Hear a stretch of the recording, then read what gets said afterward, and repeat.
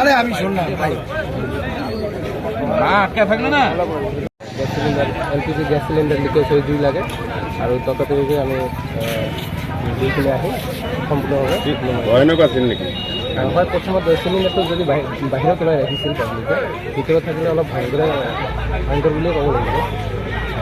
বাকী নৰ্মেলি ৰাইজক কি হক কাটিব?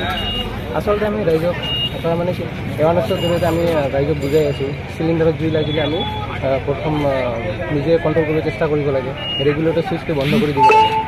য'ত আমি ইয়াত আহি দেখা পাইছোঁ ৰেগুলেটৰ ছুইচটো অন হৈ আছে, অন হৈ থাকিলে চিলিণ্ডাৰটোৰ বাহিৰত গেছটো ওলাই থাকিব আৰু ওলাই থাকিলে জুইকুৰা মানে বাঢ়ি বাঢ়ি গৈ থাকিব। গতিকে আমি যিমানখিনি পাৰোঁ প্ৰথম অৱস্থাতে ৰেগুলেটৰ ছুইচটো বন্ধ কৰি দিব লাগে, আৰু নহ'লে ব্লেংকেটিং কৰি বা কেঁচা বা তেনেকুৱা যদি বস্তা থাকে আমি জিকাই চিলিণ্ডাৰটো আমি ব্লেংকেটিং কৰিব লাগে, তেতিয়া মানে জুইটো আমাৰ সোনকালে নুমাই।